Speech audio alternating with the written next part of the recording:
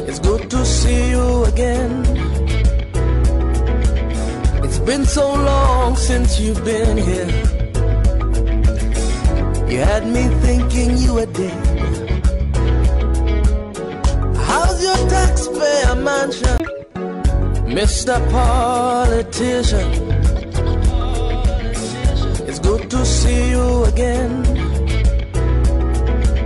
It's been so long since you've been here. You had me thinking. Passion are a necessity, not a luxury. Without them, humanity cannot survive. You have not started living until you rise above the narrow confines of your individualistic concerns to the broader confines of all humanity. The greatness in humanity is not in being humane. It's not in being human, but rather it is in being humane. Good morning. My name is Michael Pedro. Today is a very beautiful day in the studio, a very bright one at that, with a temperature of about 24 degrees Celsius. If you can hear my voice, it means you're rightly tuned into the frequency meter of Unity 93.3 FM and TV. And of course, it is that your most anticipated political and socio-economic program on the radio, the Unity Train. Today is the 11th day of the 11th month of the year 2024. Today being the first day of the week, Monday. We've come to you again with that program that you always expect every day, the Unity Train. Usually we start this program 8 a.m. to 9:30 a.m. on a daily, and we do this program every day, Mondays, Tuesdays, Wednesdays, Thursdays, and of course Fridays. Usually this program is done in 3 segments. The first segment is the newspaper review, where we give you headlines on newspapers, especially as it concerns you and I and our dear nation Nigeria. And the second segment is the transit segment, where we have our analyst in the house that will give input and educate us on give analysis on the contemporary issues that we have on ground. Then the third segment is that's your segment where you call in and then you give your input, especially as to what you think about the issues being discussed. On this segment, you can reach us on the social media. On Facebook, we are on the Unity FM/TV, JOS, and then on YouTube, you can reach us on the Unity FM, Unity TV, JOS. When it's time for you to call, the numbers to call is 081. That's for your text message, 081-6314-1141. For your text message again, 081-6314-1141. And if you want to call in and give your submission, you can call us on 070-3235-3315. 070-3235-3315. As you know, this program is your program. We will not be here if you are not out there. The reason why we are in here is so you can have an opportunity, we can interact with each other, and you would have an opportunity to give your input as a citizen of our dear nation Nigeria to the appropriate authority. Only this way can you reach out and give your contributions to the appropriate authority. Today I'm going to be doing something a bit different. I'm going to start with more like, before I take the newspaper headline, I would want to start with something different. I'm going to open up my phone lines for you to call. It means you're going to call before and out after the newspaper headlines. Before the analyst will give analysis as to the newspaper headlines this morning, I'm giving you the opportunity to call in and give your input. Not like your input, but then more like a city report. Call in, and if you have one challenge or the other within the city, your community that you would want to communicate, this is an avenue, this is an opportunity I'm given today. I'm doing it a bit different this morning. You can call in and then send in your complaints. Before we take in the newspaper headlines, you can call in and say what is happening within your locality before we look at national issues. If you want to call, the number to call is 070-3235-3315. 070-3235-3315. Let's call in and give our input as to what is happening around our locality, the things that we want the government to address and lend their voice to. I have a caller already. Good morning. Good morning. Okay, I lost that one. All right. Good morning. Good morning. Hello, can you hear me? I seems to be having a little problem with my network. Good morning. Hello, good morning. Good morning. Yeah, your name and where you're calling from?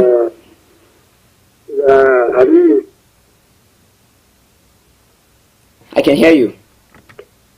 Hello? Yeah, I can hear you. Yeah. I heard you are talking about the environment. Yes. We don't have safety. We are having issues with things we are taking for government. At least to bring safety for us for the roadside so that we can be working our days there. Okay, what area is that?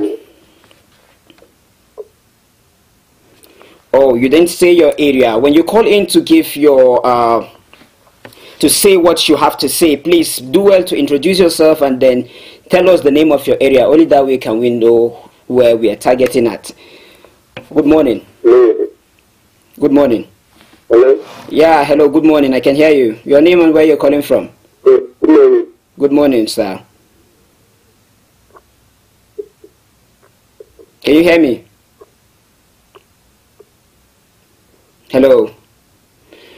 Wow, I'm having issues with network, I think. Good morning. Good morning to you. Good morning, sir. Your name and where you're calling from? Can you hear me? Yeah, I can hear you. Your name and where you're calling from, sir? My name is Tafe. Okay, from Kunga. Yes. All right. Appreciate your work. Thank you, sir. I appreciate you too. In our community, we need a lot from government, you understand? You need a lot of what? Trade and sporting, for junior, for the effort, for that they give us the dividend of the democrat. You understand? Yes, sir, I can hear In our you. community, we need a lot of from government. We don't have this open road. Okay, road. Okay. So, our plea is government chairman,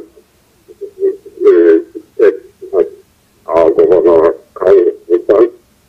at least to consider us for the going on. But I think it's important to really giving their work. Or if they start the work, obviously it's going to cost for our aid. For this, our road lifting from it, that is the Wasanga. Especially that bridge.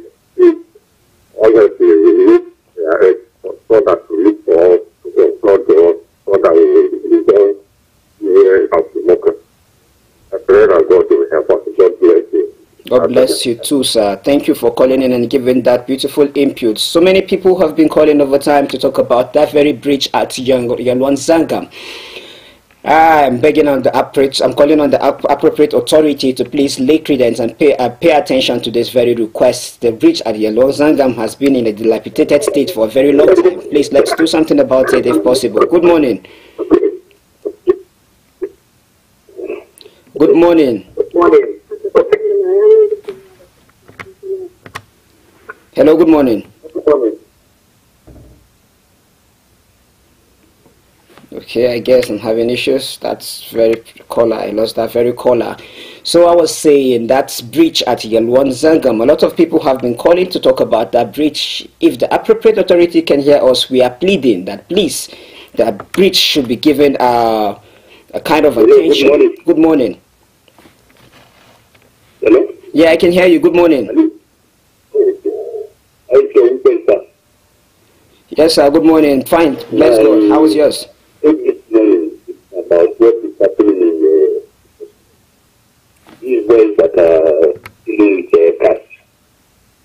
Okay. What happened? Somebody come and vandalize our elevator. Could you imagine his vigilante all the way from young tomato that arrested his work? He went to go and sell it. So I want to point this vigilante in tomato. When it's all the way from Malay, then finish everything with this vigilante from that tomato market that cut the door. And then hand the them over to us and we handed over to the police. Honestly, I want to thank this vigilante. God bless you. I appreciate them very well. Thank you so much. Thank you so much. That's a very positive statement and credit given to the vigilante. They're actually doing their work as far as justice is concerned. And this is somebody calling to say there was a vandalism there at their place, but then the vigilante were swift enough to apprehend the culprit. Good morning. Good morning. Good morning, sir. Yes, good morning. I can hear you. Your name and where you're calling from? My name is Baba Orara. I'm calling from MISALI, sir. Okay, Oga Baba, go ahead. Thank you, sir. May Allah continue blessing you, sir. Amen. Bless you too. Sir, I would like to talk about water, sir. Okay. We don't have water. We don't get dry season, sir. Okay. Please, I'm begging to our state government. Let's do something about water, please and please. People are suffering here in the talking about the other local government. Please, I'm begging them, please and please. I wish you all the better. Thank you. God bless you. God bless you. That was Babao from Enshanu. He is saying Enshanu are seriously suffering from water. They don't have good water supply. The state government should pay attention to that and do something about it. A lot of people have been calling with their demands. I believe and trust that the appropriate authority are listening to these demands and are going to do something about Hello? it. Good morning. Yeah, good morning. My name is Akwai, calling from Terminus. Who they do us? Good morning. Good morning, my brother. Thank you for the good work you are doing. Thank you, sir. In my regard to Kofi and Professor Dami. Professor, What I'm calling this morning is our road, Shaka, road and boat. There's no single road here. I'm calling to assist the government to help us build the road. I'm on my list begging the governor. So this gutter here, I call it bed trap. You come to Terminus here. Many people are standing inside the gutter. And like one blind man that's preaching. The man standing inside this gutter with. I'm begging the government that it's March, they build this gutter. They should help us and provide the gutter. Thank you. Let our country, Nigeria.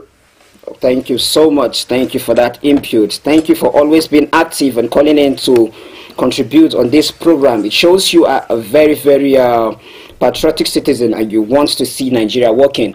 Good morning. Hello. Yeah, good morning, sir. Good morning. Mr. Okafor from Cardinals. Okay, Mr. Okafor, good morning. Are you hearing me? Yeah, I can hear you, Mr. Okafor. Good morning. Carry on. Okay, please. Our routes at Utown Road by Adiraja Police Station. I want to call upon the government to please. Everybody Road is very bad and the insurgents that if they can help us to repair that road. Okay. Utown Lane. Road after Adiraja Police Station by Rukuba Road. Okay. Hello, Thank you for that. Yeah, I can hear you. I believe the right appropriate authority the government if they can help us to take care of that road. It's very in need, so it needs to get attention, and it's too bad that it's so much horrible again. All right, thank you so much for that input, sir. Hello? Yeah, I can hear you. I can hear you. Okay, yeah, that's my submission, that's my request. They can help us to put it in order so that we'll be able to get good access of the road. Thank you. Thank you so much. God bless you for that beautiful input. Okay, that is going to be the end of the city report for this morning. We are going to delve directly into the newspaper headlines this morning. But before I do so, I am not alone in the house. I am privileged to be blessed with a voice that you are very familiar with. It's a voice that you hear almost every day on this program. He's an erudite analyst, an academic juggernaut. He is a father, one who lends his voice to the cause of humanity at any point in time without flinching. He is with me right here in the studio. He's no other person but the person of Professor Paveno H. Bameyi. Professor, you're welcome to the studio this morning. Good morning, Federal Michael. Good morning, good morning, viewers and listeners. If you're in other parts of the world, good afternoon and good evening. Suda Makan, have you eaten? Suda, sir. Or rather, will I say, viewers and listeners, do you have something to eat? Otherwise, knock on the door of the house of your neighbor and tell him or her sincerely, I don't have anything to eat. Can you please help me out? It is only those who fail to cry out for help that don't get help. If your neighbor has something, I'm almost sure that you will also have something to eat.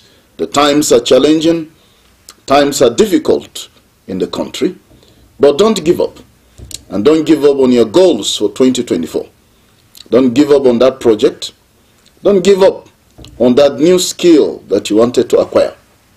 Don't give up on that investment that you said you were going to invest. Don't give up on the book you're writing. Don't give up on that dream musical album or poem or that adventure for 2024. Don't give up on anything that you've set your hands to do in 2024. It might be very, very challenging, difficult, but in the middle of difficulty lies opportunity. Tough times don't last. It is tough people that do. And I tell you that winners don't quit. And quitters don't win.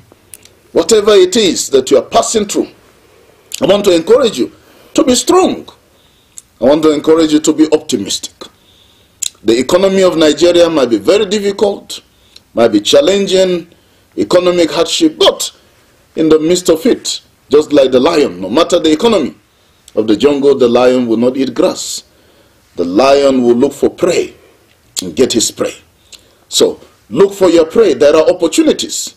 In the midst of all these things that are happening, people are making their millions and their billions. You know, where there is problem, there is money. You just need to look out for where the money is hidden in the midst of those problems. So don't give up on your project. Don't give up on your dreams. Don't give up on your goals for 2024. Remember, those goals and objectives must be SMART. That means specific, measurable, achievable, relevant, and time-bound. I tell you, you may fail along the way. But if you fail, try again. Keep trying. Try 10 times, 20 times, try 50 times. You can try 999 times like Thomas Edison. At the 1000th time, you have the breakthrough. Don't ever give up because failure is not fatal. Success is not final. It is the courage to continue that really counts. Therefore, aspire to acquire what you require in life. In case you do not acquire, don't retire. Refire. Keep pushing on. Keep soldiering on. Don't stop on the way. Don't let anything stop you. Nigeria should not stop you. Africa should not stop you. Even the whole world should not stop you. You want to change the world? Steve Jobs said it is those who are crazy enough to think that they can change the world that end up doing it. So, whatever it is, no matter how big the ambition, you can realize it. In this year 2024, people have already done the impossible. People have already set new world records. People have already done what others have said cannot be done. It is impossible until somebody does it. Go do the impossible because you have the potential. You have all that it takes to break records, to set new records. I encourage you today, like always, go out there, make a difference in somebody's life. Make a difference in your own life. And remember to always be the change that you want to see in the world. Thank you, Professor, for that beautiful motivation this morning. I look forward to this motivation myself every morning, and I know it is the same with you out there. It is like the highlight of the day for me. Professor, I have an interesting story this morning that I captured my attention. It's about the vow by the Federal Capital Territory FCT Minister and the person of Wike, Nyesom Wike, the demolition of Lugbe, I have a concern, sir. He has vowed that there's no going back on the demolition of Lugbe. I don't know. Is that something that should be done? Must there be a demolition for Abuja to be in place, or do you think there are ways that we can go about this so that the people that are actually already facing these economic challenges in this country will not end up losing their homes? Is there something you can advise that the FCT minister does? Because already these people are plunged into hunger and all of that, and now they are about losing their homes. I feel it is important we lend our voice to them. Well, I think we need to put it in proper perspective. Okay. When you say the demolition of Lugbe, it looks as if the whole of Lugbe will be demolished. Yeah, some part of Lugbe, actually. Lugbe is a whole big community. Yeah. My brother stays there, my friend stays there. Some part of Lugbe. My colleague stays there, and some other people, they are not affected by any threat of demolition. The place Wike is talking about is a small settlement that has been identified as a security risk, according to him. And that place is an illegal settlement, and so they will need to demolish it. And he's saying there is no going back about that for the security and safety of the people and the entire Federal Capital Territory. And this is why we keep cautioning people. If you want to acquire a property, acquire it legally. Because if you acquire a property and it's an illegal property, you will have a problem. It's just a matter of time. You might not have it 1, 2, 3, even 10 years, even 20 years. But one day, you just wake up and there is a problem. And if you allow criminals to be operating from your property also, you know that with time, the security agencies and the government will get tired of you because your property is being used for crime.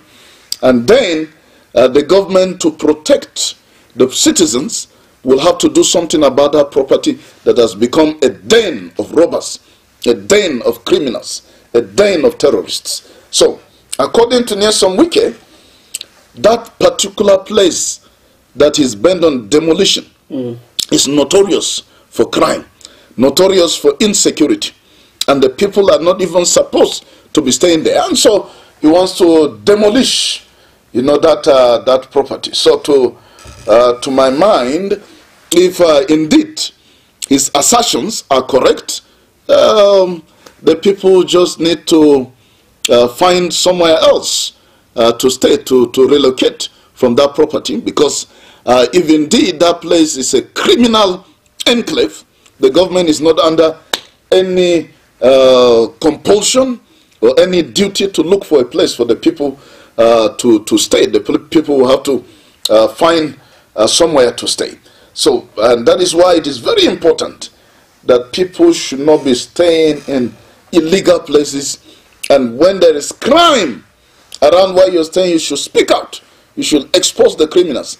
Otherwise, before you know it, the long arm of the law will catch up with the criminals along with you. You know, we've seen cases where people were using their houses, or they allowed their houses to be used by criminals. In Anambra State, the governor ordered the demolition. And in some other states, those properties were demolished. In fact, in some states, there is a standing order.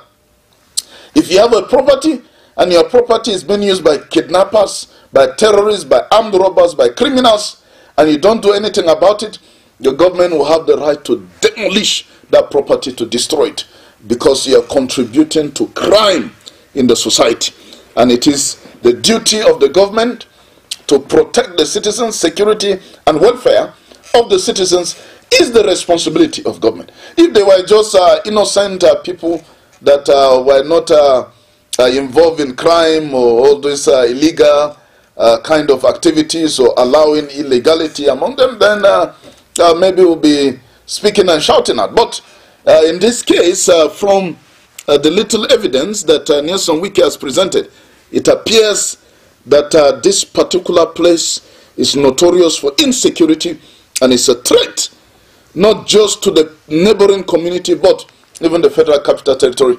And so he wants to get that place demolished so that there can be some more peace in the FCT. Okay, that was an assertion. That was the professor. Like I told you, it's a voice that you have heard over and over again, and he is with me in the studio. We'll be going on a very, very short break, but we will be back. Stay tuned. Mr. Politician, it's good to see you again. It's been so long since you've been here. You had me thinking you were dead. How's your taxpayer mansion? How was your...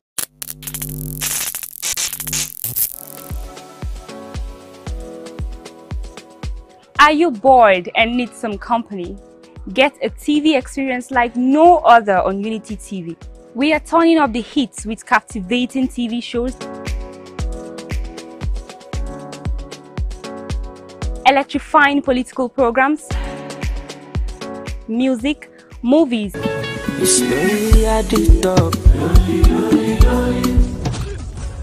and lots more that will leave you craving. I'm sure you want to know more. Tune into Unity TV today and let the excitement take over.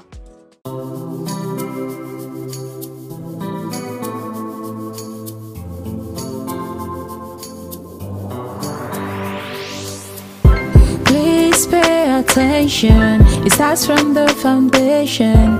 Everybody needs somebody.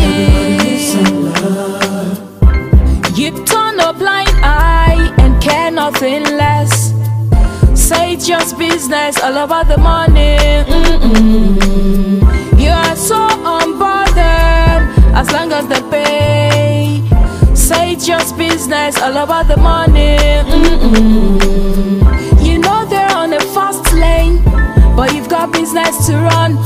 So you look away the other way. It concerns you. It a kill love, it a kill dreams. It a land people for jail. War against drug abuse. Get ready to be entertained and inspired by the incredible stories around the globe. Don't miss out on the excitement. Hello at Work is an ultimate TV program that brings to you the interesting stories and daily happenings worldwide. Join us Mondays and Thursdays, 10 a.m. as we dive into the daily happenings and stories. Tune in and stay. Say hello to the world as you bring in your ideas, as it is a perfect blend of entertainment and information. Get ready to stay up to date while being entertained.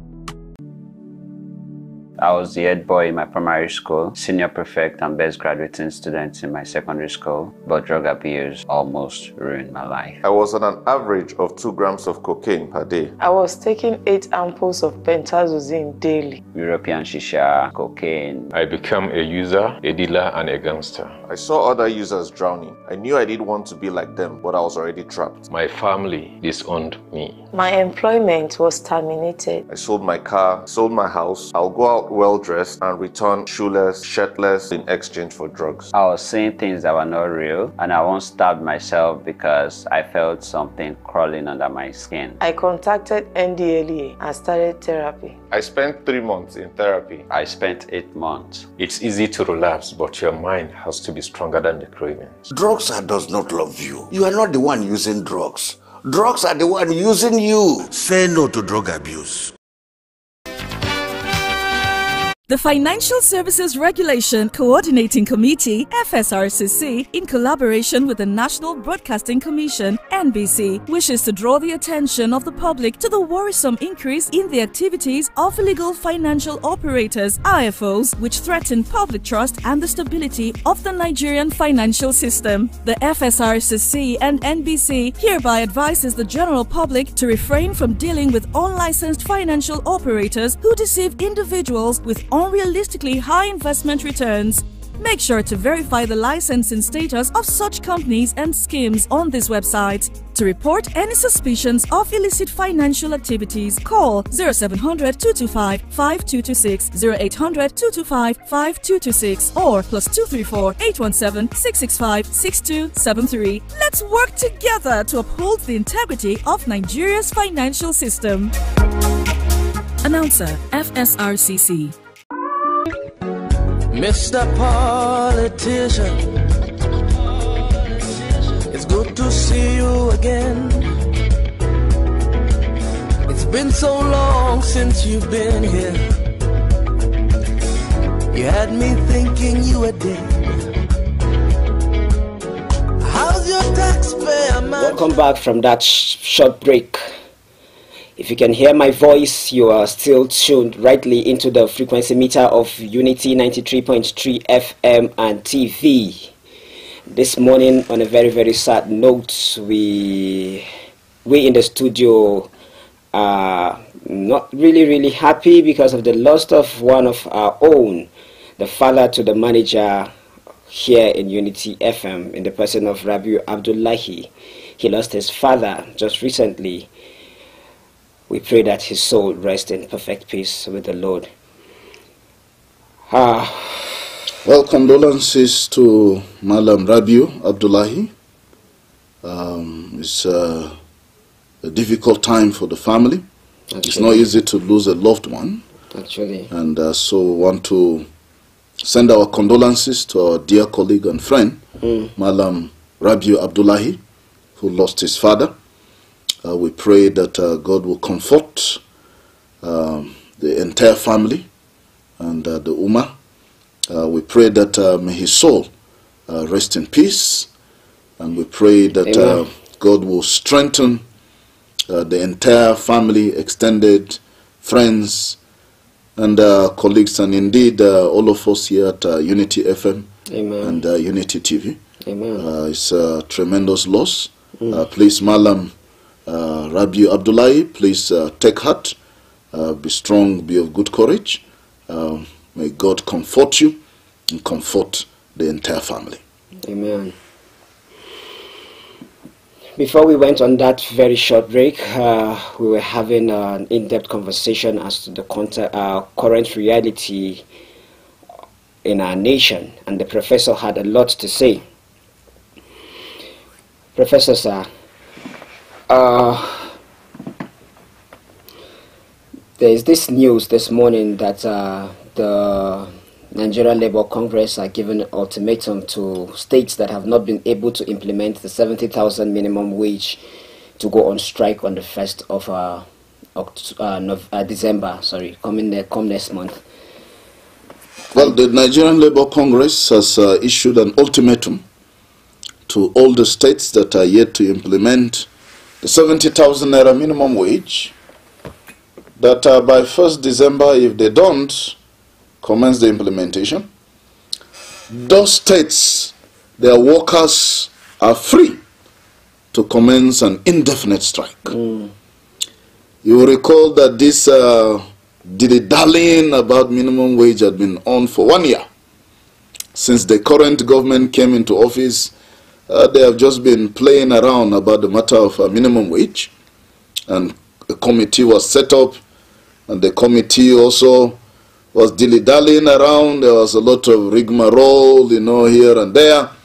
And finally, at the end of the day, with the intervention of the president, the minimum wage was pegged at a meager 70,000 naira.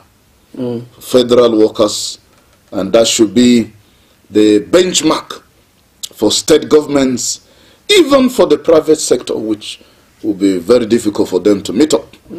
But to our surprise, whereas some states like Lagos is even increasing and paying more, or your state paying more, some other states even in the northeast, like Gombe State, even added some more to it. Instead of paying the 70,000, they even increased it and made it more than 70,000. Rivers State also, and the rest of them. However, many states have not even implemented the 70,000, talk less of increasing it. The 70,000 naira that is not even enough to put petrol in a car, give you a full tank. 70,000 naira that will not be enough to feed even one person in a month, talk less of a family. 70,000 naira that will not pay school fees. 70,000 naira that cannot buy a bag of rice. 70,000 naira that will not be able to do much in the current economy. Yet, majority of states in Nigeria are yet to implement the 70,000. In fact, some of them said they are reviewing it. Some of them said that they are discussing. Some of them said they are negotiating. What are you negotiating? 70,000? I mean, are you not ashamed that you'll be paying 70,000 as minimum wage to your workers? I mean, state governors should be ashamed to even pay 70,000, but they are not even paying it, except for the few states that have started. The federal government has started after some dribbling left, right, and center, but even as it is now, the 70,000 minimum wage being implemented by the federal government for her 1.2 million workers across the country, and there is still debate as to whether they're really implementing it, because there is supposed to be some consequential adjustment to everybody's salary if you're increasing the minimum wage. But what we saw the federal government do was to say they've increased the minimum wage to 70,000, and then they added some small amount to other people across the country. You'll see maybe 10,000 or 20,000 or 30,000 or 40,000 added to your salary, and they say it's the minimum wage, you know, the consequential adjustment, and that's the addition. I mean, the whole thing is just like child's play, from the federal government to the state government to the local governments. And now, Labour has been waiting for state governments to implement, state governments that have not implemented, and they are still dilly-dallying around to just implement 70,000 naira as minimum wage for workers in the various states across the country. That 70,000 naira that we are talking about is just about $32 US. Only just about $32 US. That is the minimum wage. $32 US is the amount of money if you're in the United States, you're in Australia, you're in the UK, and other parts of the world. You just take your family out for a dinner, go to a restaurant to have a nice time, and your family finish eating and drinking, and you have a good time. You will discover the bill is already $30, $40, even $50. The whole of the minimum wage that state governments are finding it difficult to pay 70,000 naira only. Outside this country, if I take my family out to have a good time, that is what I spend on only one meal, just a lunch or a dinner. That's 70,000 naira equivalent. And that is the money that state governments are still battling to pay. They are still dilly-dallying around. They are still negotiating and renegotiating. They are still wasting time. They are still discussing that whether they can pay. Some are saying they cannot even pay it. And yet, these state governors have a convoy of 50 vehicles, 100 vehicles. Go to those government houses. You will see vehicles parked everywhere. Go to those government houses. You will see that for only breakfast, they are spending 3 million. 3-4 million for lunch. 3 million for dinner. Because in those government houses, the food is a banquet that the people eat and eat and eat and eat. And yet, to pay workers 70,000 naira minimum wage is a problem.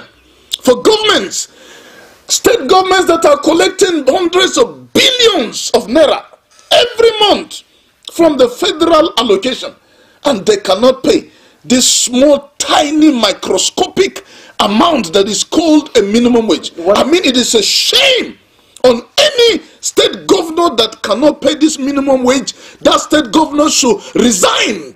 He is not worthy to be a governor. Resign. If you cannot pay 70,000 naira minimum wage, you are even negotiating and talking about it. Resign as the governor of that state. You are not worth being the governor. If you say you don't have money, out of all the billions you are collecting every month, you have no money to pay minimum wage, then resign. Allow somebody else to become the governor of that state so that he can pay this mega shameful amount that is called a minimum wage. I mean, our government, from the federal government to local governments, we should bury our heads in shame that we are paying 70,000 naira as minimum wage in this country with the current economy, with the hyperinflation, galloping, skyrocketing inflation that we're currently having. 70,000 naira is what we're paying as minimum wage. We should bury our heads in shame. Talk less of that some governors are even saying that they cannot pay it. Those governors don't deserve to be governors. They should vacate their offices, resign immediately, because they don't have the interest of the workers in their states at heart. And they have no excuse with all the billions. Thank God that this money is not given to them in secret. Thank God that every month we know the billions that is allocated to these states, and we know that the money is more than enough to pay this 70,000 naira minimum wage. These governors collect the money. These same governors that are complaining that they cannot pay 70,000 are the ones who are establishing new state universities. They say they don't have money. Why are you getting money to establish universities? Why are you getting money to be establishing more polytechnics and more colleges and be giving contracts and carrying out projects? If you don't have money, why are you doing all these projects? From where? It means that you have the money. Pay the workers their wages. It is their due, and they deserve to be paid.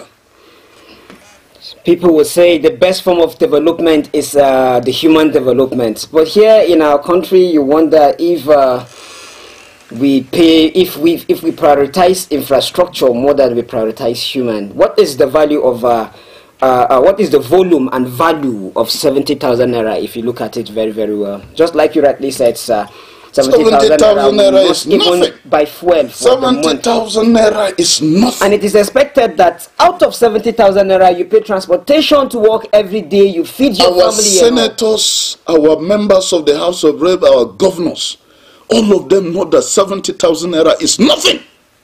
It cannot feed a family. It cannot take care of a family. It cannot pay medical bills. They know it. And yet they are saying they cannot pay it. I mean, are these people serious? Are these people serious? And that is why I support NLC. By 1st December, every state that has refused to implement the new minimum wage, the workers should down tools. They should go on an indefinite strike. And that strike should not be called off until the governors come to their senses and begin to pay that amount. 70,000 is a shame. I don't even want to call the amount. 70,000 naira is what you call the minimum wage, and you say you cannot pay it. Is that not a shame? Is that not a shame that you're paying 70,000 naira? 70,000 naira as minimum wage, and you cannot even pay it. Minimum wage. Minimum wage in Nigeria, in the current economy, 70,000 naira only. And state governors are saying they cannot pay it, and they're still sitting down and calling themselves, excellencies, executive governors, over those states. Vacate office, resign. You're not worthy to be called an excellency. If you cannot pay 70,000 in your state, what excellency are you? I mean, you are ashamed to be a governor and you cannot pay 70,000 naira as minimum wage in your state. You should resign and allow people who are ready to serve the people to occupy those offices. A friend of mine will say, one of my friends that was my classmate in the secondary school, he's a barber now in the US, and he says though it's an executive salon, they charge $17 for a haircut, one haircut. And we are struggling to pay 70,000 naira for a month as minimum wage. It's actually something that we should look into and pay priority to. We should be looking at increasing the money, not struggling to pay 70,000 naira. That is to say, some governors have a different point of view. For some governors that are even paying above, they know that 70,000 naira is not up to. And so they are making efforts to see that they pay more. But yet, some others, and the bad thing is, only few are currently paying. Most governors are not yet paying. They're not paying it. That's a serious problem. It is our politicians are so shameless. And these are people who travel out of the country. They go to other parts of the world. They see how people live. and they return back to this country, they cannot even, do one small tiny thing that they saw, in their trips around the country. As we're talking now, our president is out of the country. He has gone to another country that is better than ours. He's at Riyadh. And when he comes back, you will not see any difference. Because he's going there, his own is, the people there are going there for serious business, but our president is going there for jamboree with his entourage. These people, we don't have serious political leaders, unfortunately, in this country. If we have any of them, there will be extremely few in the tiny minority. A house girl earns $500 US. A house girl, a nanny that stays with a family. The family feeds her. The family provides accommodation for her. The family is responsible for her medical bills. The family takes care of her. She doesn't use her money for anything. And yet every month they pay her $500 US. That is the minimum wage for a year. Now, for an average that nanny, that house girl, that house help, collecting $500 US is earning more than a professor in Nigeria, more than a director in Nigeria. $500 US, she can even employ about 2 professors in Nigeria, and yet she's a house girl. She's a house girl in Southeast Asia. She's a house girl in the Middle East, in countries like Saudi Arabia, like Kuwait, a house girl in the US, in Canada, in Australia, in the UK. She's a nanny, and this is what she earns. In this country, you will sweat, you will labor, and your minimum wage, they say, is 70,000. From that 70,000 naira, remember that the nanny we are talking about is not paying house rent, she's not paying anything. The family she's staying with as a domestic, that's her net helper income. Is taking care of her. Now you labor for the government, and they give you a meager 70,000 naira. The equivalent of it is just about 32 to $40 US. From that money, you're going to pay rent. By the time you pay rent, what is left? From that money, you're going to transport yourself to work every day. What is left? From that money, you're going to pay medical bills. How much is left? You're going to pay school fees of your children. How much is left? You're going to feed yourself and feed your family. How much is left? You're going to help relations. How much is left? You have dependents who are looking up to you, left, right, and center, because we live communal lives here in Africa, here in Nigeria. What is left at the end of the day? 70,000 naira is nothing in the current economy. In fact, I would have thought that the federal government would be ashamed to even tell people that they are paying 70,000 naira as minimum wage. I was even thinking that state governors would be ashamed to say they are paying 70,000. Even local government chairmen and chairpersons should be ashamed to say they are paying 70,000. But it beats my imagination that even that 70,000 is something they want to negotiate $32 to $40 a month to pay people. That means that the majority of Nigerians are living at less than $2 a day. They're living in poverty. They're living in abject poverty. And many millions, 133 million Nigerians living in extreme poverty. And yet, our government is proud of themselves. They're tapping themselves on the back and saying we're doing well. We are restructuring the economy. We are diversifying the economy. Don't worry, Nigeria will become better. Our political leaders, for 40 years we've been doing the same thing. And we are expecting a different result. Since even during the Shagari era, in fact, from the 70s as we entered the 80s, when our political leaders come in, they will tell us just endure the hardship, the economy will become better, Nigeria will become great, Nigeria will become better. But we know that Nigeria has been going from bad to worse. Look at the structural adjustment program that was introduced by the IBB regime, Ibrahim Badamasi Babangida, as head of state and military president of Nigeria. 1988-89, we started structural adjustment program. We were deceived by the IMF and the World Bank. We started it, and our currency kept on collapsing, somersaulting, and falling, and it has not recovered to this day. That structural adjustment program failed woefully. It failed woefully. The economy did not become better. Nigeria did not become better. Nigeria did not become a developed country. And over the years, we have continued with policies that have not helped us as a nation. Every government that comes in will say, Nigerians, endure, be patient. The country will become better. But things are getting worse. And the current president is still deceiving us, telling us that if you implement these IMF and World Bank policies, that Nigeria will become better. Policies that he has even been told that if there will be any positive effect, it will take at least 10 to 15 years. And yet he's implementing it. You want to punish and torture Nigerians for the next 10 years, 15 years, and all that with policies that have no guarantee of success. With all that Nigerians when we are offering you policies that can help Nigeria in the next 2-3 years, things will get better. All you're interested in is what IMF and World Bank and the rest and the so-called international experts are telling you. Experts that are not interested in the progress of your own country. Do you think that those foreign experts want Nigeria to become greater than their own countries? I mean, what kind of leaders do we have in this country? That is why we need visionary leaders.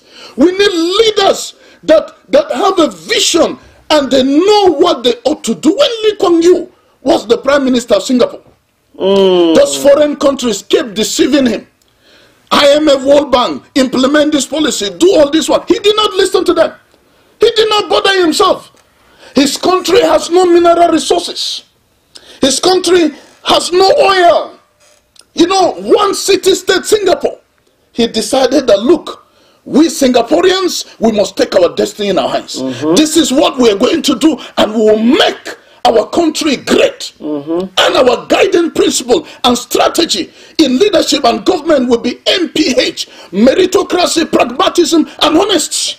As leaders and as people.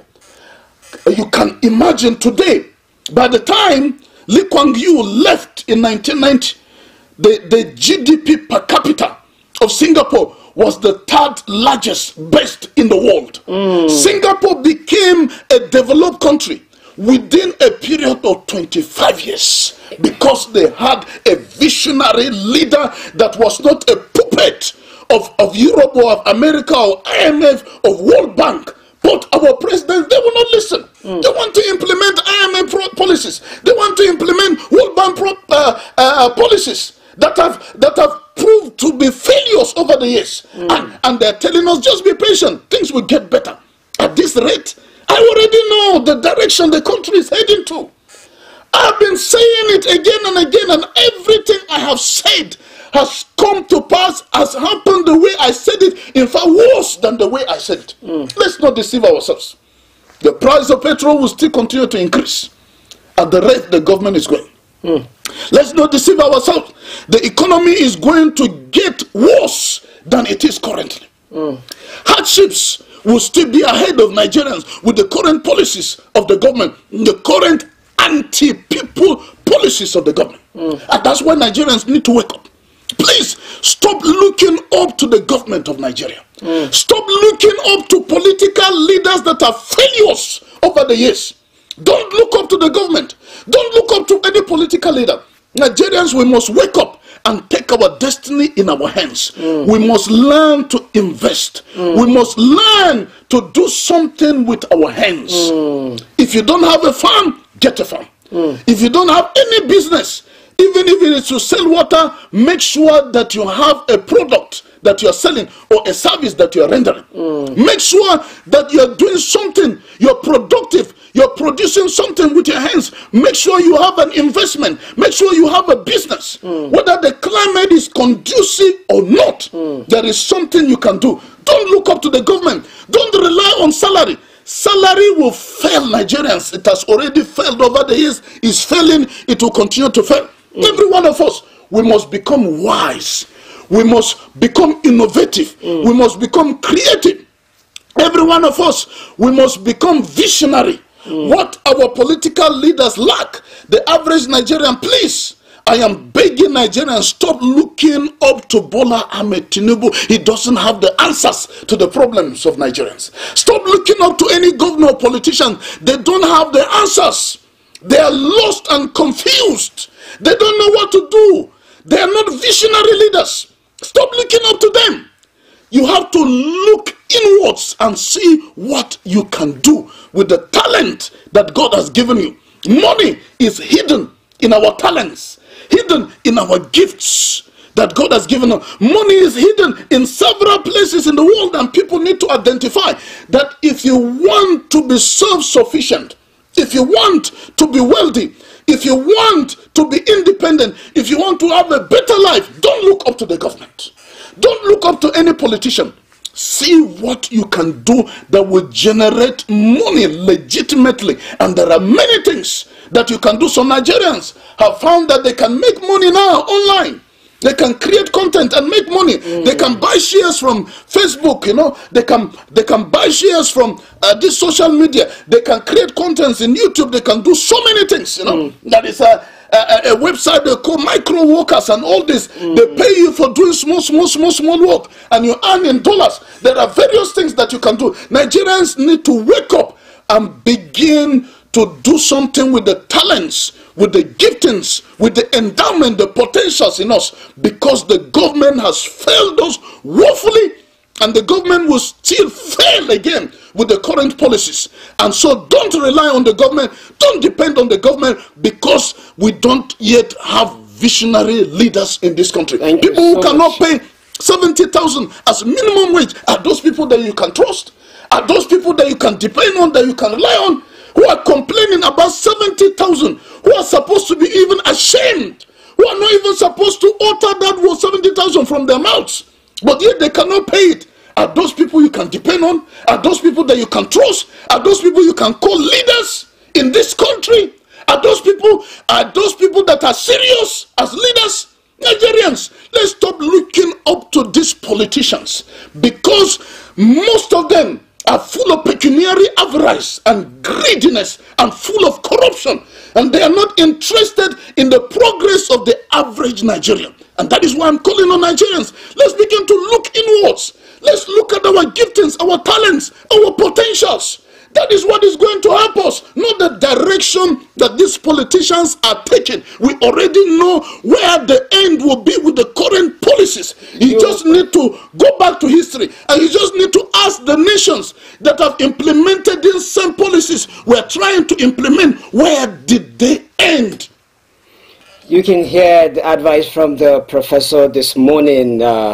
Look inward and look for what you can do for yourself. Do not depend on the government alone, because sometimes what you expect is not what you get. The government might be putting in efforts, but the results are not forthcoming yet. We'll be going on a very, very short break, and we will be back. Stay tuned. Mr. Politician, it's good to see you again. It's been so long since you've been here. You had me thinking you were dead. How's your taxpayer mansion? How was your Unity? Unity TV.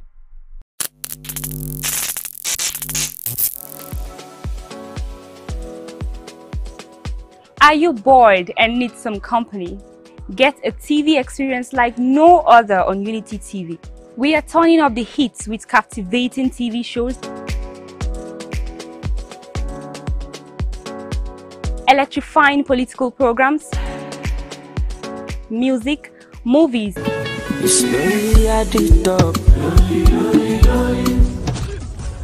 and lots more that will leave you craving. I'm sure you want to know more. Tune in to Unity TV today and let the excitement take over.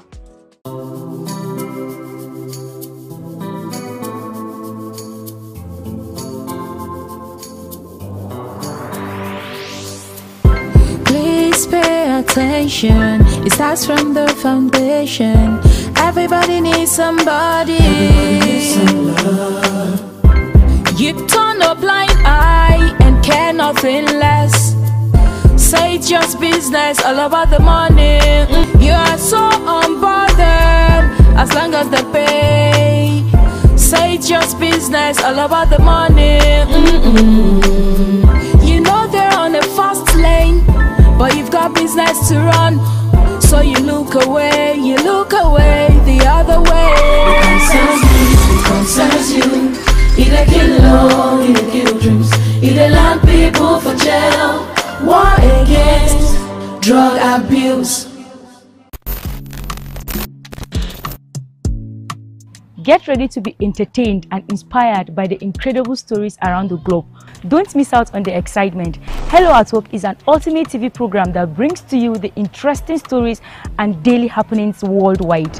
Join us to the world as you bring in your ideas, as it is a perfect blend of entertainment and information.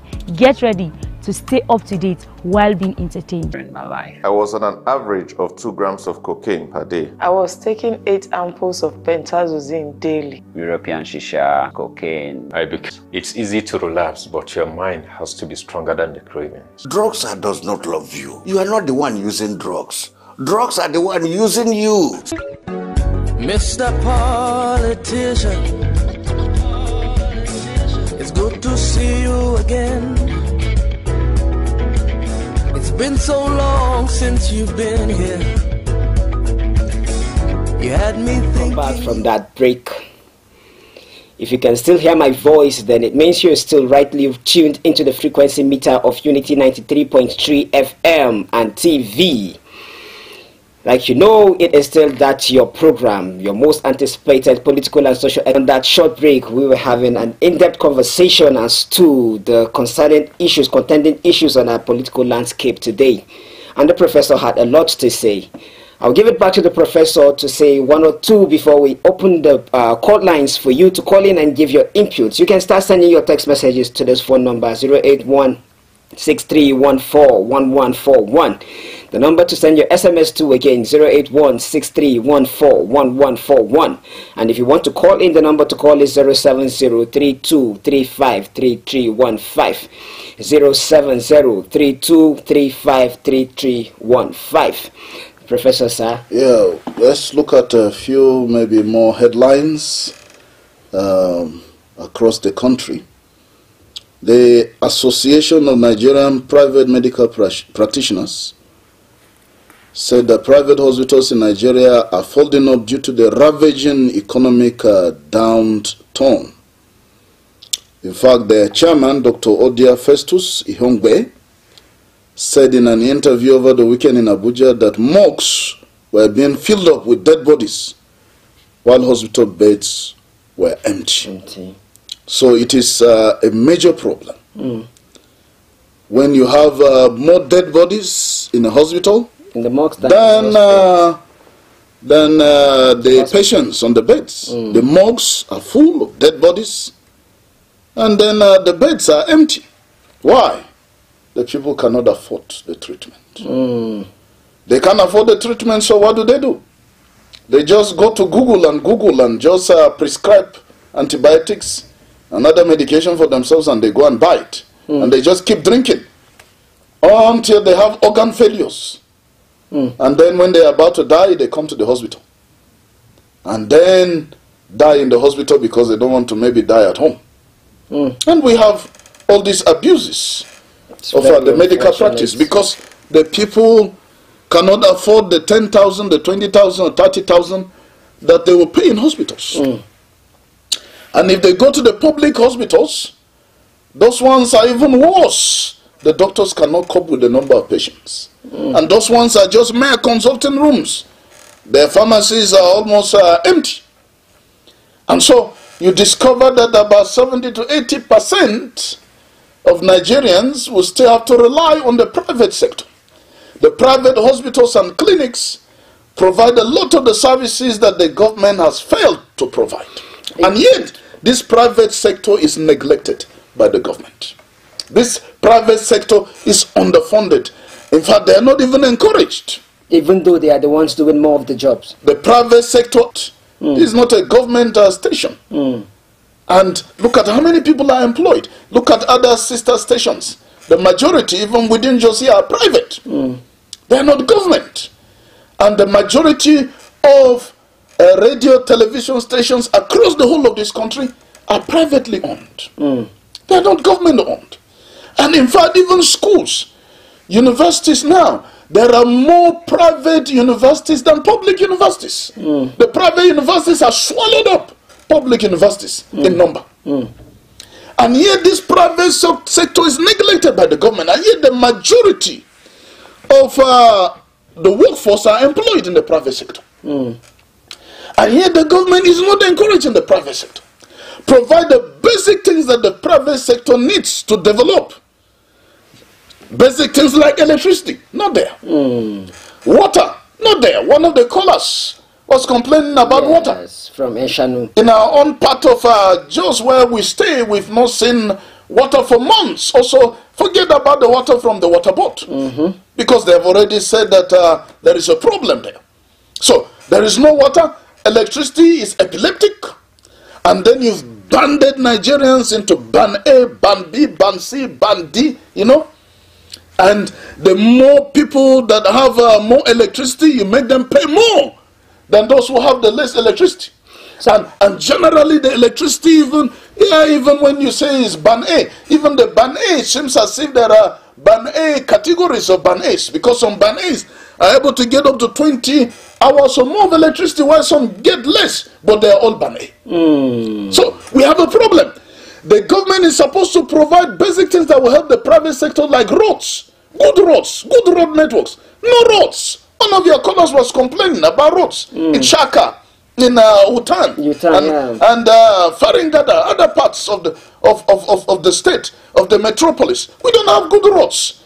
Every time you are going to the mechanic, if you have a car, there is something always wrong with your vehicle, the legs, the bushings, you know. And one thing, I was complaining to the mechanic, why is it every time you people must do something on the car here and there? He said, we don't have roads in Nigeria. So you don't blame us. As important as the Faringada road is, it's still as dilapidated as it is. Right? Very dilapidated. And this is something very simple. The federal government is not willing to fix the road, which is a federal road. And the state government is also not willing.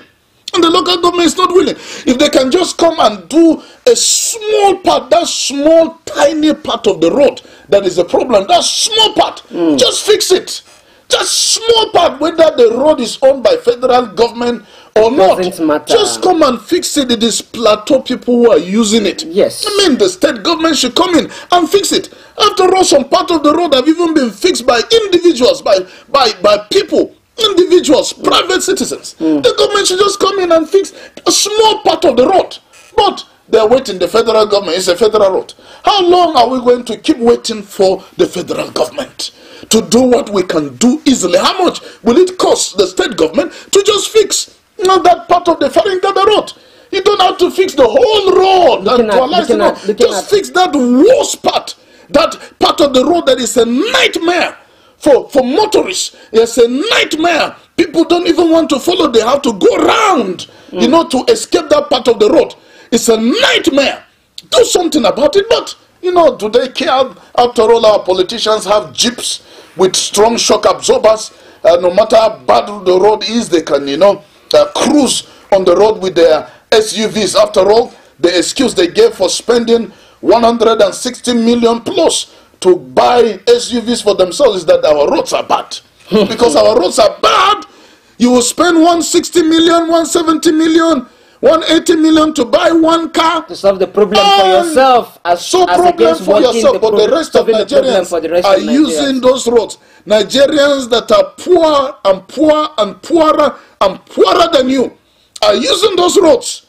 But you're buying strong vehicles because the roads are bad. You're buying strong vehicles for yourselves. Instead of fixing the roads, you're not interested in fixing the roads. You want to punish Nigerians. You want Nigerians to keep suffering. No electricity, no good roads, no good health services, no water. I mean, no incentives. I mean, what is the use of the government if the government cannot provide very basic facilities needed by Nigerians. Why do we even have a government? Because the constitution of Nigeria says that the primary role of the government is the welfare and security of the citizens. Yes, it will interest you to know that about this healthcare you spoke about, that even the public clinics we have around, they close by evening before you can get treated. What if it is something that needs emergency at night? So nothing happens. In fact, you just reminded me that I went to a clinic when Masu and Suna were on strike. The University of Jos clinic. I just went there to see whether I can get some little medical attention or do a test. Everywhere was locked. You can the security man said there is strike, so they have locked the place. You can imagine. You know, that is a public place that is supposed to serve the masses. There is a strike. They locked up the place. 247. And it is not only that. You go to public hospitals, you just see the whole place is a mess. In fact, you go in there healthy, you become sick in the hospital before you come out. Because the place is unkept, unhygienic, no dirty, hospitality smelling. in the hospital. Everywhere you have those kind of places. Because those places are supposed to be hospitals. But they just look like places where people will come in and get more sick and get more frustrated. And you see the hospital workers, they're not motivated. They're frustrated. And they take out their frustration on the patients. Yes. You see nurses insulting, abusing people, midwives abusing women who are in labor. You see the doctor is frustrated and is angry. And then you go to some of those private hospitals, you see the doctor will order a patient to be removed because the patient has not paid. Drip, they will remove drip from the patient and remove the patient from the ward because he has not been able to pay his or her bill. And this is not Nollywood movie. These are things that are happening in this country. And we are supposed to have leaders in this country. You cannot provide health services and you are political leaders. You cannot provide roads. You cannot provide water for the people. You cannot provide electricity. I mean, then what is your use as political leaders? These are the basic things. Even in Nigeria now, Nigerians, we have to provide our own electricity by buying our generators. We have to provide our own roads by going to create roads and repair roads leading to our houses. We have to do it for ourselves. We have to provide our own water by digging wells. And if you have money, you can, maybe drill a borehole for yourself. And we have to do everything for ourselves. Then what is the use of the government? Is it just for politicians to be riding big cars and moving through the city, blastering sirens, making noise, disturb people? Is that the use of the government? Is that the use of the government for politicians to just sit down and be making noise? Is that the use of the government? While Nigerians are dying of hunger and starvation, while Nigerians are committing suicide, where there is insecurity in the country, we even have a new what do you call it, terrorist group. They look at us, cut of money. Apart from politicians, they're the highest earners in the country. And we're having more and more of them. Is that what the government is supposed to be doing? Just sit around and allow the country to degenerate into anarchy, into a state of confusion, into pandemonium? Is that what the government is supposed to do? Just sit down and be making promises and empty noise and lip service? It's really and that is why it is high time we Nigerians, let's ask them when they are not performing well. Whenever you have opportunity, they come for your occasions. Clergymen, don't tell them that they are doing well. Tell them that they are failures. Tell them they are false. Apparently, our political leaders have failed us, and they don't have the interest of the citizens of this country in their hearts. Thank you so much. We have a text message in the house. The number to call is 07032353315, and the number to send your SMS to is 08163141141. We have a text message in the house. Says, good morning, Professor PH and Mr. Pedro. I sincerely wanted to extend my condolence to the family of Rabi Abdullahi for the great loss of his father, and to the entire Unity FM management. May his gentle soul continue to rest in peace. I mean, thank you, Ismail from Enshanu. I have a text, I have a call. Good morning. Good morning. Hello? Yeah, good morning. Your name and where you're calling from, please. Hello. Good morning. Your name and where you're calling. Good morning, Mr. Pedro. I'm a little consistent and passionate, inconsiderate, refusing to pay the 70,000 naira minimum wage. It's not as if the money is not it's money is not, but because they only keep the money for themselves. It's so unfortunate and disheartening. In other climes, their leaders care about the welfare of the workers. Imagine a house girl collecting $500 and other those countries. This is not nice at all. Our leaders should please do the needful. Peace is priceless. Let's live in peace. God bless Unity FM, Plateau State, Nigeria. Christy Izam from Rukuba Road. Good morning. I lost that one too. This one says, Professor Bameye, Pedro and others, pray you have a pleasant day. The situation regarding our wages is alarming. 70,000 as monthly wage. Transport to some places of work will consume the amount. Taking our destiny into our hands is must. Did you watch how Macron was concerned by his subject? Unfortunate. Mr. Lawal Giwa from Sabon Pegi. Good morning. We lost that one too. Our network is kind of bad this morning. This one says, good morning, Unity Train. Indeed, Professor, you are our mentor, sir. Thank you for making the day more beautiful. Musa Maidoya Gangare Jos. Good morning. Good morning. Hello, good morning. Can you hear me? Good morning. Lost that one too. Good morning. Yes, hello, good morning. Yeah, good morning, sir. Your name and where you're calling from? This is Kevin from the South of God. Sorry, this is... Good morning, Prof. Good morning. Prof, I've said it, Prof, you are a motivational speaker. Anytime I listen to you, I feel encouraging and energetic. Prof, may God bless you for that. Thank you. One of the challenges that were happening in this country, because the part of the citizens, I think in fact, are also fail in our own side. But if as citizens we unite, I think the sovereignty belongs to us as the people of Nigeria. How can we allow the minority people to begin to lead us? If we can be able to unite as a people, we can determine the destiny of this country, not even the leaders, because of the way the leader is emerged. We are the people that put them there. But look at the way they are treated, because we don't unite. If we can be able to unite, let's put our religion, ethnic, party and all this and look for the person that will take Nigeria to the next. I think we can be able to do that. That's my contribution. Thank you. God bless you. You've said it all. Let's come together, unite as a people. We're first Nigerians before we are any tribe in this country. Good morning. Good morning, sir. Good morning. Your name? Yeah, my name is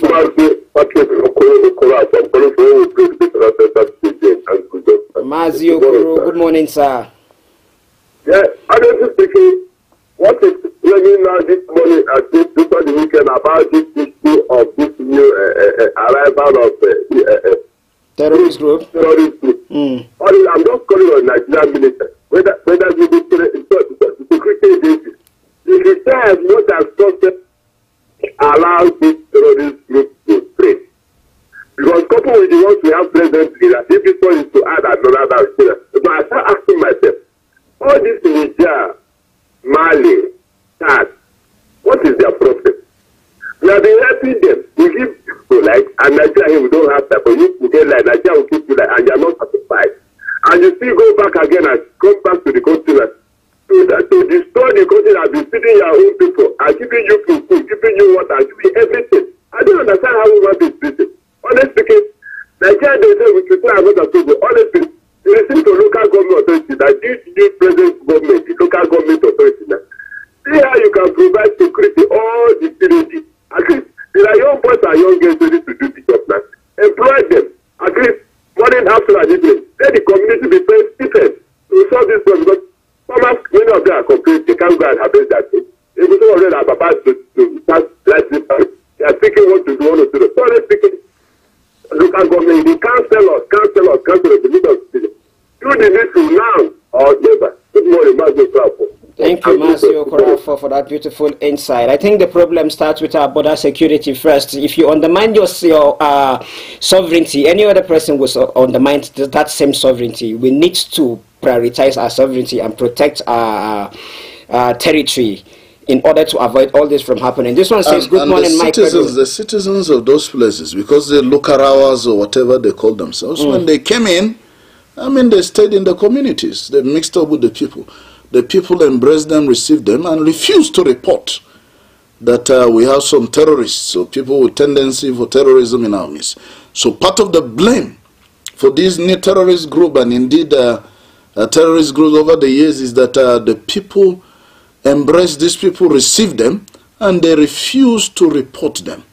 And they tolerate them. At the end of the day, they become monsters that will swallow up, destroy those communities. It is high time. We citizens, we have a duty. The security first is our responsibility. You see a terrorist in your community, report that terrorist. I mean, do something about it. Nobody is saying that you take the law into your hands, but I mean, you should do something to ensure that terrorists don't thrive, they don't survive, they don't succeed in your community.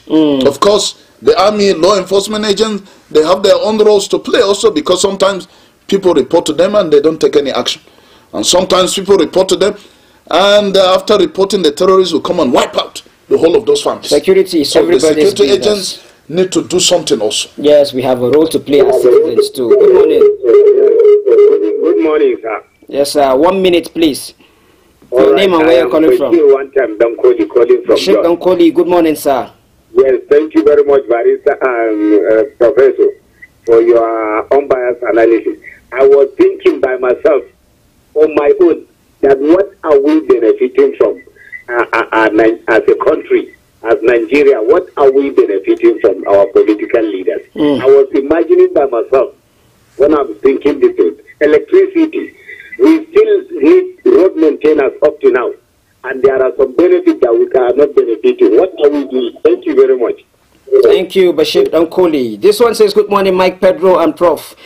Honestly, the Prof have said it all. 70,000 in Nigeria today is nothing. Let the governor have pity on their workers and even pay more. Let the governors assume if they are in their shoes and suffer same. The wahala of our leaders, our leaders push us to is unbearable. The sickness of our leaders is lack of vision and patriotism. My regards to Barrister and Kulbi, M. Longs from Agengi.